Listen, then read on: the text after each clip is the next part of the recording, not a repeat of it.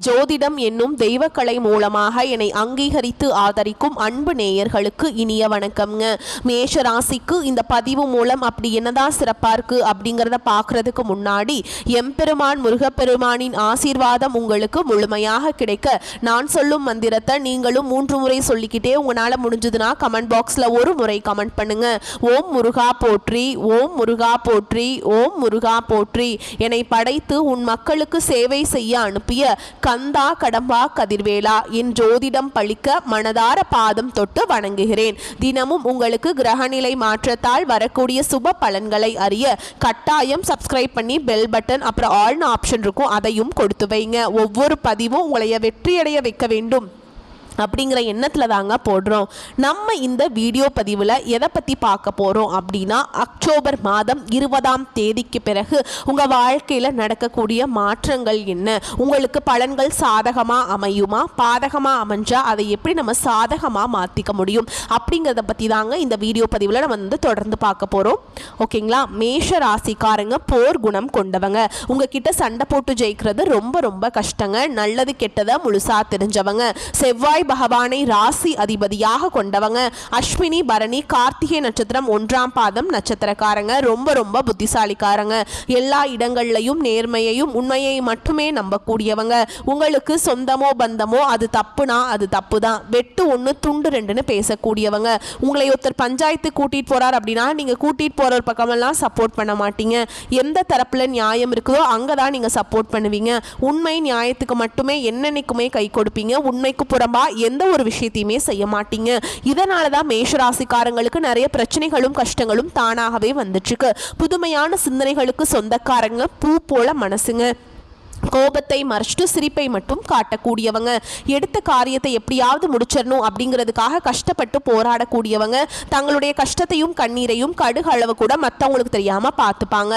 இதனால பார்க்குறவங்க எல்லாருமே மேஷராசியா இவங்களுக்கு என்னப்பா சூப்பரா இருக்காங்க, இவங்களுக்கு என்ன குறைச்சல் அப்படின்னு தான் நினைச்சிட்டு இருக்காங்க. ஆனா சாப்பாடு கூட கஷ்டப்படுறது உங்களுக்கு மட்டும் தாங்க தெரியும். கஷ்ட காலத்துல திரும்பி பார்க்க கூட ஆள் கிடையாது. ஏதோ தட்டு தடுமாறி எந்திரிச்சு நிக்கிறப்போ உங்களை குறை சொல்றதுக்குன்னே நிறைய பேர் தேடி வருவாங்க. உங்க சொந்தக்காரங்க நண்பர்களுக்கு ஒரு தேவை இருக்குதுன்னா மட்டும்தான் உங்ககிட்ட வருவாங்க. அந்த தேவை முடிஞ்ச உடனே உங்களை தூக்கி போட்டுட்டு போயிடுவாங்க. மறுபடியும் அவங்க உங்ககிட்ட உதவின்னு கேட்பாங்க. அவங்க உங்களுக்கு முன்னாடி பண்ண துரோகத்தை எல்லாமே மறந்துட்டு மீண்டும் அவங்களுக்காக உதவி செஞ்சு ஏமாறக்கூடியவங்க தான் நீங்க. வாழ்க்கையில எப்படியாவது முன்னேறணும் அப்படிங்கிறதுக்காக தினம் தினம் கஷ்டப்பட்டு உழைக்கிறவங்க தான் மேஷராசிக்காரங்க. கடந்த காலகட்டங்களில் தங்களுடைய வாழ்க்கையில நீங்க நல்லது நடக்க போகுதுன்னு நினைச்சிட்டு இருந்திருப்பீங்க. ஆனா உங்களுக்கு அந்த டைம்ல ஒரு மிகப்பெரிய ஏமாற்றம் தான். இந்த விரயச்சனி மூலமாக நிறைய கஷ்டங்களும் துன்பங்களும் இழப்புகள் மட்டுமே உங்க வாழ்க்கையில அதிகமாகவே வந்துட்டு இருந்திருக்கும். மேஷ ராசிக்காரங்க சொந்த பந்தத்தை இழந்தாங்க, சொத்துக்களை இழந்தாங்க, தங்களுக்கு நெருக்கமா இருக்கக்கூடிய உறவுகளையுமே இழந்தாங்க. கடைசியா நான் மட்டும்தான் எல்லாத்தையுமே இழந்துட்டு நிக்கிறதா இருக்குது, எனக்கு உயிர் வாழவே பிடிக்கலன்னு சொல்லிட்டு இருக்காங்க. இதுக்கு மேல என்னால வாழவே முடியல சாமி, தயவு செஞ்சு என்னை உன் கூடையே கூட்டிட்டு போயிரு. நான் இவ்வளவு கஷ்டப்பட்டதுக்கு அப்புறம் எனக்கு வாழ்க்கையில வாழணுங்கிற எண்ணம் சுத்தமாவே போயிருச்சு. உங்க மனசுல கவலையும் துன்பமும் தான் அதிகமாகவே இருக்குதுங்க. நீங்க செய்யக்கூடிய ஒவ்வொரு விஷயத்தையுமே தடுப்பதற்கும் உங்களை அவமானப்படுத்துவதற்கும் இங்க நிறைய நபர்கள் முயற்சி பண்ணிட்டு இருக்காங்க. இது எல்லாமே தெரிஞ்சுமே கூட நீங்க என்னமோ பண்ணுங்க எனக்கு என்ன வந்துச்சு அப்படின்னு தன்னுடைய வேலையில மட்டும் என்னைக்குமே குறிக்கோளா இருக்கவங்க தான் நீங்க. ஏன் எனக்கு மட்டும் ஏன் இவ்வளவு கஷ்டம் வருது, என்னோட வாழ்க்கையில் நான் யாருக்குமே கெடுதலையோ கஷ்டத்தையோ துன்பத்தையோ கொடுத்ததில்ல, எனக்கு மட்டும் ஏன் இந்த மாதிரி எல்லாம் நடந்துட்டுருக்கு அப்படின்னு தான் நிறைய மேஷராசிக்காரங்க புலம்பிட்டு இருக்கீங்க.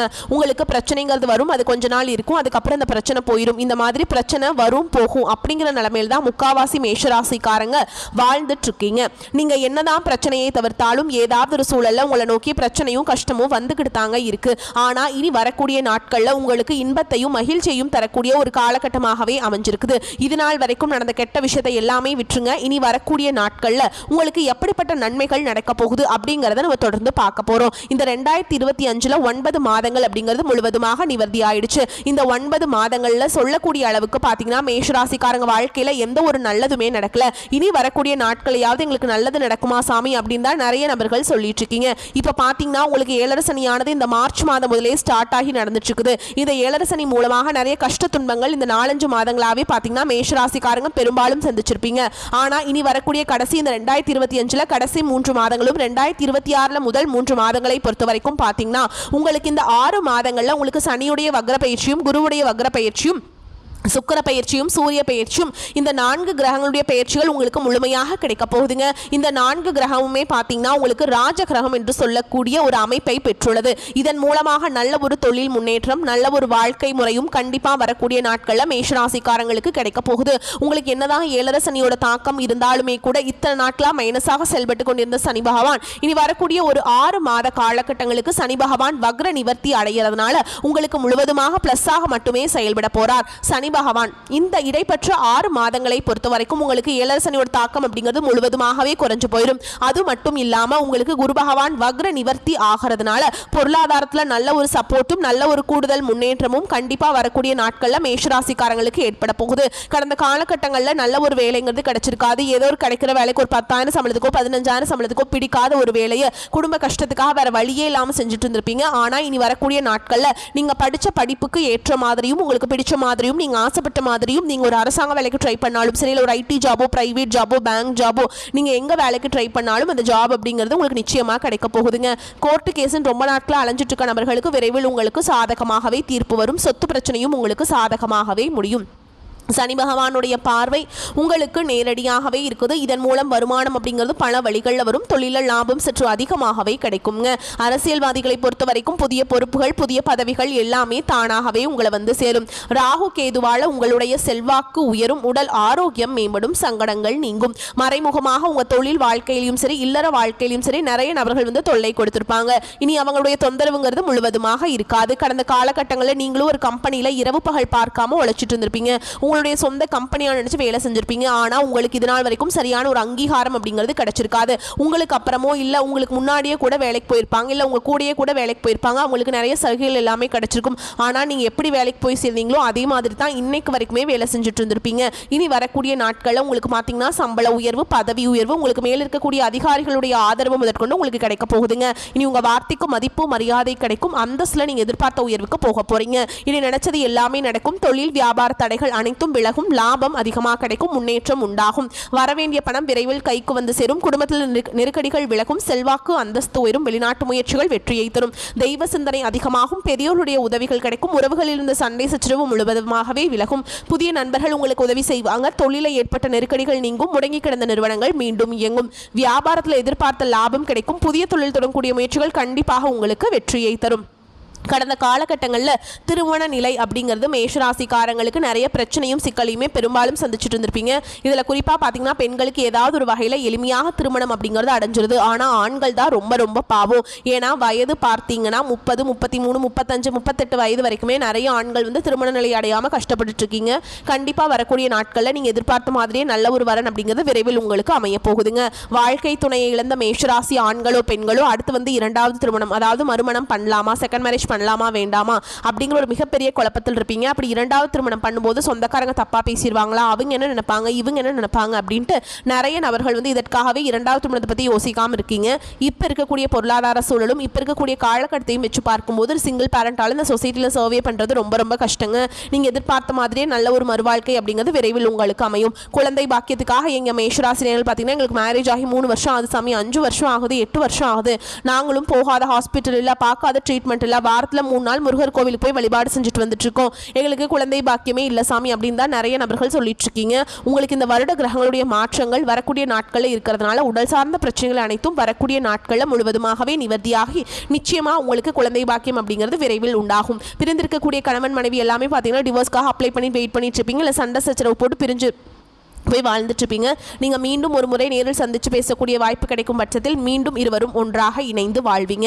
கடந்த காலகட்டங்களில் காதலில் பெரும்பாலும் தோல்விகளை சந்தித்தது யாருன்னு பார்த்தீங்கன்னா ஃபஸ்ட்டாக இருக்கக்கூடிய மேஷராசிக்காரங்க தான். ஏன்னா அந்த டைமில் விரையச்சனி மூலமாக உங்களுக்கு நிறைய காதலில் சண்டை சச்சரவு, ஈகோ பிரச்சனை மூலமாக நிறைய பிரேக்கப் எல்லாமே ஏற்பட்டிருக்கும். இனி வரக்கூடிய நாட்களில் உங்கள் காதலை வெளிப்படுத்தும் போது அந்த காதல் கண்டிப்பாக கைகூடும். வீட்டில் போய் சொல்லும்போது பெற்றோர்களை உங்களுக்கு முன்னாடி நின்று திருமணம் செய்து வைக்கக்கூடிய வாய்ப்புகள் அதிகமாகவே உள்ளது. இனி வரக்கூடிய நாட்களில் கடினமான காரியத்தையுமே சுலபமாக செஞ்சு முடிச்சிருவீங்க.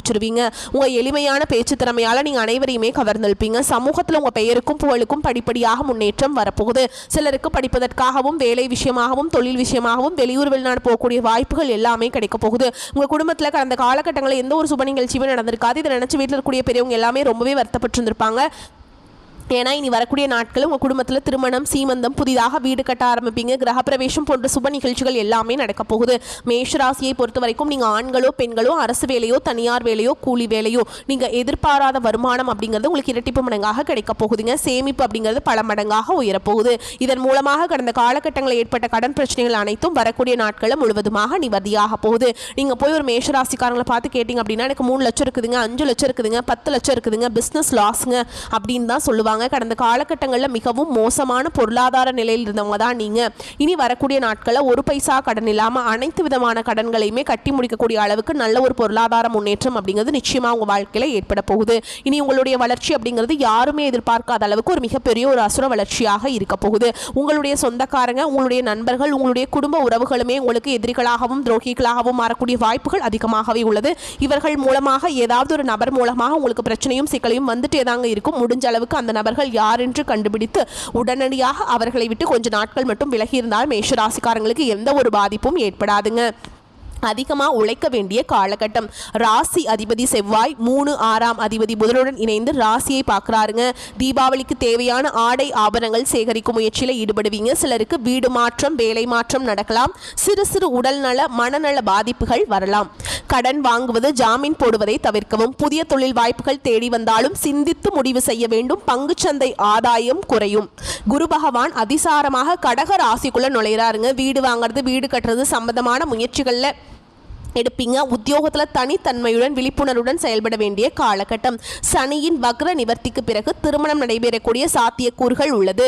முக்கிய காரியங்கள் நிறைவேற்றுவதில் இடையூறுகள், தடைகள், இழுபறிகள் வந்தாலும் தைரியமும் தன்னம்பிக்கையும் குறையாதுங்க. குழந்தை பேறு கிடைக்கும். ராஜ அலங்கார முருகன் வழிபாடு நிம்மதியை அதிகரிக்கும். ராசிநாதன் செவ்வாய் தனது சஞ்சாரத்தின் மூலம் துணிச்சலான சில முடிவுகளை எடுக்க வைப்பார். உங்களுக்கு நன்மைகளை அள்ளித் தருவார். மனதில் மகிழ்ச்சியான எண்ணங்கள் தோன்றும். திடீரென்று அவசர முடிவை எடுக்க வேண்டியிருக்கும். கோபத்தை கட்டுப்படுத்துவதன் மூலம் நட்பும் உறவினர்களும் சுமூகமான நிலை நீடிக்கும். உல்லாச பயணம் செல்லும் வாய்ப்புகளும் கிடைக்கும். எதிலும் நிதானத்தை கடைபிடிப்பது நன்மையை தரும். திருமண முயற்சிகள் கைகூடும். தடைபட்ட பணவரத்து தடை நீங்கி கைக்கு வந்து சேரும். மனதில் இருந்த குழப்பங்கள் நீங்கி தைரியம் உண்டாகும். பிள்ளைகள் பற்றிய மனக்கவலை நீங்கும். கணவன் மனைவிக்கிடையே இருந்து வந்த பிரச்சனைகள் தீரும். தந்தை வழியில் இருந்து வந்த பிரச்சனைகள் சரியாகும். தொழில் ஸ்தானத்தை சூரியன் பார்க்கிறாருங்க. தொழில் வியாபாரத்தில் எதிர்பார்த்ததை விட கூடுதல் லாபம் கிடைக்கப் பெறுவீங்க. வழக்குகளில் சுமூகமாக முடிவுகள் வந்து சேரும். வெளிநாட்டிற்கு வேலை, கல்வி தொடர்பாக செல்ல எடுக்கும் முயற்சிகள் சாதகமான பலன்களை தரும். எதிர்ப்புகள் அகலும். அரசியல்வாதிகளுக்கு தொழில் வியாபாரம் தொடர்பான போட்டிகள் நீங்கும். நோய் நீங்கி உடல் ஆரோக்கியம் உண்டாகும். கலைத்துறையினரை பொறுத்த வரைக்கும் எதிர்பார்த்த லாபங்கள் கிடைக்கும். பெண்களுக்கு மனக்குறைகள் நீங்கி மனதில் நம்பிக்கை உண்டாகும். பண வரத்து கூடும். குடும்பத்தில் இருந்த பிரச்சனைகளும் தீரும். மாணவர்களுக்கு ஆசிரியர்கள் கூறுவது கேட்டு அதன்படி நடப்பதால் முன்னேற்றம் அடைவீங்க.